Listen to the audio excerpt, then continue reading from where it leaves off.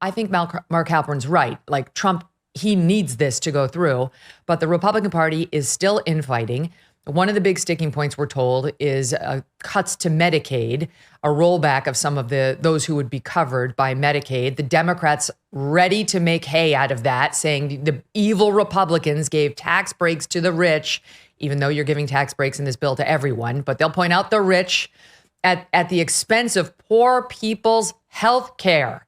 And to this, you say what? Those are tired, old talking points, and they don't work because it does not comport with the facts here. This bill, the one big, beautiful bill, is all of the Trump agenda, all the America First agenda wrapped into one big piece of legislation. So it is aptly named, as the president named it, and we are going to deliver this product for the American people. It fulfills all of our campaign promises and all the things the president said on the campaign trail last year. This is the way to get it done. Real quickly, Megyn, everybody needs to understand why we're using the budget reconciliation process. People get caught up in all the funny terms we use on Capitol Hill, but this is the only mechanism we have to avoid the 60 vote threshold in the Senate. Most substantive legislation, as you know, has to be able to defeat a filibuster and gather, in this case, 7 Democrats to join in. They have no interest in the America First Trump agenda, obviously. So we're using the budget reconciliation process, reconciling the budget in order to squeeze all these big initiatives in. So it's everything. It's historic spending cuts, historic tax cuts, border security, the largest investment in a generation. We're going to restore American energy dominance, and we're going to save these critical programs like Medicaid for the people who desperately need and deserve it. It has been expanded beyond belief. There's fraud. Yeah, explain what happened to Medicaid, because it's very nice to say, well, we want to cover poor people. That don't be so nasty and mean. We do cover poor people in this country. They actually do have healthcare coverage, but the system has been exploited and taken advantage of. And it seems to me that's what you guys are trying to get at here. 100%. What we are doing is restoring common sense to the programs in order to preserve them, because Medicaid is intended to be a temporary safety net for people who desperately need it. You're talking about the elderly, disabled, young, single, pregnant moms who are down on their luck, right? But it's not being used for those purposes because it's been expanded under the last 2 Democrat presidents and to cover everybody. So you've got a bunch of able-bodied young men, for example, who are on Medicaid and not working. So what we're doing is restoring work requirements to Medicaid. Okay, this is common sense. It's about an 85% approval rating in public polling because it makes sense. If you are on the public wagon, you need to help pull it. And Megyn, all we've done in the bill is add 20 hours a week, okay, a requirement to work for 20 hours a week or be in a job training program looking for a job, or volunteer in your community. I mean, that's good for the individual. It's good for the community they live in. We find dignity in our work. And I can go in any town hall in any district in America and explain what we're doing. And every single person at the end of the day, unless they're a crazed socialist, radical leftist, like the guy who just got the Democrat nomination for mayor in New York, everybody nods their head and goes, well, yes, of course we should do that. So that's what we're doing. And by doing that, you eliminate fraud, waste, and abuse of the programs, and you preserve it. You sustain it for the people who desperately need it. Okay, so here's what's happening, though. Notwithstanding, and there's a lot to like about this bill, the permanent tax cuts for everybody. People should know that the Trump tax cuts went up and down the board. They helped poor people all the way through to rich people who are the job creators. So we shouldn't be against tax cuts for the rich because those are your bosses and we want them hiring more people. However, the polls show, and this matters, while Republicans are ready to get behind this, Republican voters, Democrats hate it. And more importantly, independents hate it. The numbers are not good, and they need to be good because you guys are going to lose control of the House if the independents turn on you. Okay, so here's the latest Fox News poll. Overall, 38% favor this thing, 59% oppose it. If you break that down by party, Republicans, only 23% oppose. 89% of Dems oppose, not a surprise. 73% of independents oppose. Same basic numbers from Quinnipiac and others. Here's Harry Enton, CNN's data guy, laying out sort of the stakes and how it looks in the polling. SOT 1. The amount of disapproval for this bill, holy cow, my goodness gracious. And you mentioned the KFF poll. We're talking about 29 points underwater on the net favorable rating. But that matches the Quinnipiac University poll from last week. when it was 26 points underwater. Oh my God, you need Greg Louganis to get that far underwater. And I mean, we're talking about a negative 41 net favorability rating among independents in the center of the electorate. You rarely ever see pieces of legislation or proposed pieces of legislation as unpopular as this. But here you see it in 2 polls. There is a large chunk of the Republican Party that is not in favor of this bill. So this is the GOP with an unfavorable view of this bill. And what we see here is, look at this, 23% are opposed, have an unfavorable rating of the big, beautiful bill. And so if this is the big, beautiful bill, it may be a big, beautiful bill for Democrats if it passes, because they'll have a big, beautiful night come midterm night of 2026. What do you make of that sentiment, Mr. Speaker? You can dismiss every single bit of that. Why? Because the reason it's unpopular, people don't dislike the bill. They dislike what they've been told about the bill by Democrats and mainstream media. The beauty of doing this so early, Megyn, and the difference between what we did in the first Trump administration in 2017, I was a freshman in Congress at that time, is we waited until the end of that first year of his term to get the Tax Cuts and Jobs Act done. That thing was rocket fuel for the U.S. economy. We brought about the greatest economy in the history of the world with our tax cuts and regulatory reform.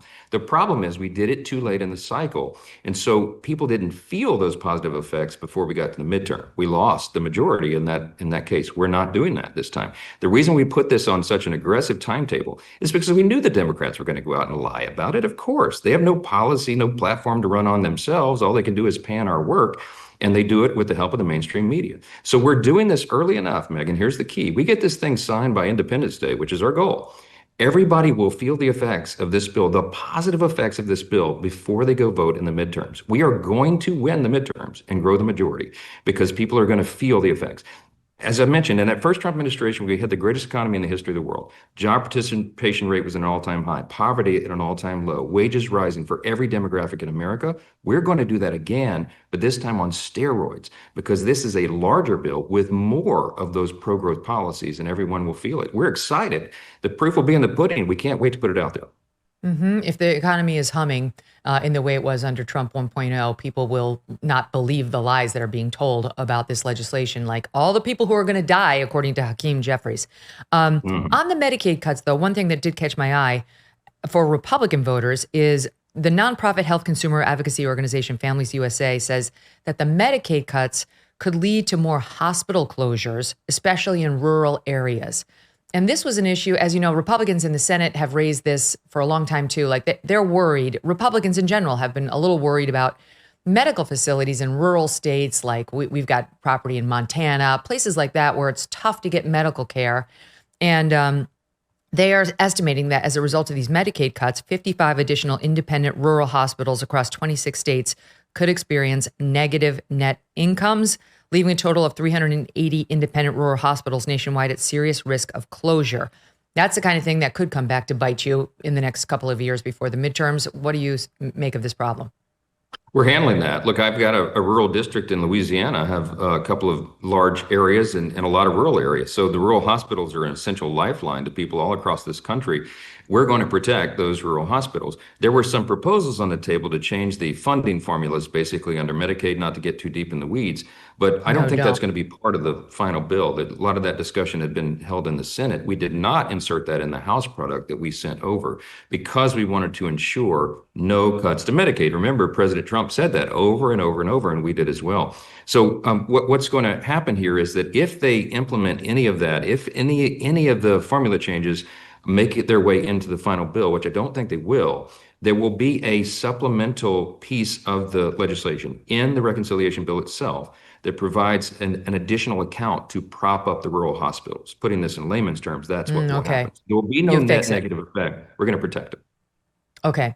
There's a Fox News article today pointing out that there still are major differences between the House and the Senate. And I'm speaking here of Republicans who control both bodies for now. That the Senate seems to be doing some stuff that's just not going to fly in the House, and that you need agreement on it, and including the Senate's decision to defer the expiration of some of these green energy tax credits that Biden's Inflation Reduction Act gave them. So Republicans in the Senate want to keep some of those in place because depending on what state they're from, they may like them. And this seems to be a hard no for the House. So how's that going to get reconciled? We'll resolve it like we do everything else. We really have had a one-team approach on this. I mean, we have small margins, historically small margins in the House and the Senate. We can only spare 3 votes in each chamber.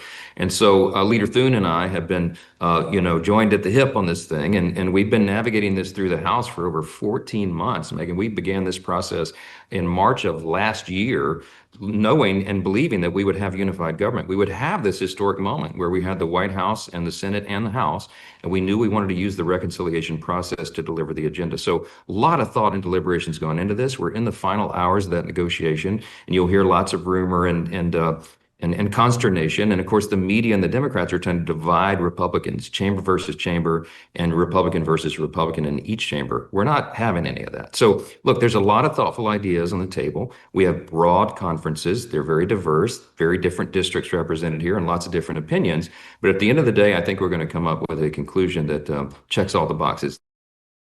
We are days away from what has been dubbed by some the Rio Reset, what some worry could be a threat to the U.S. dollar's global dominance in over 80 years. On July 6th, BRICS nations, that's Russia, China, India, and Iran, and some more, are expected to unveil their plans to circumvent the U.S. dollar, thus cratering, its value. Some report that they've already been laying the groundwork as their central banks have been methodically divesting from the U.S. dollar and U.S. bonds in favor of gold. How can you protect your IRA or 401k from the fallout from this landmark shift? One option is to diversify with gold from Birch Gold Group. Historically, gold has been a safe haven in times of high uncertainty, which is right now. Get a free info kit on tax-sheltered gold IRAs by texting the word MK letters to 989898.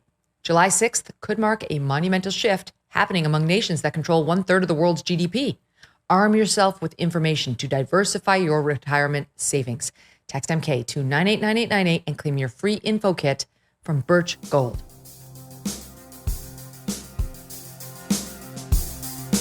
Thanks so much for watching. If you like what you just saw, hit the subscribe button for more clips and full episodes.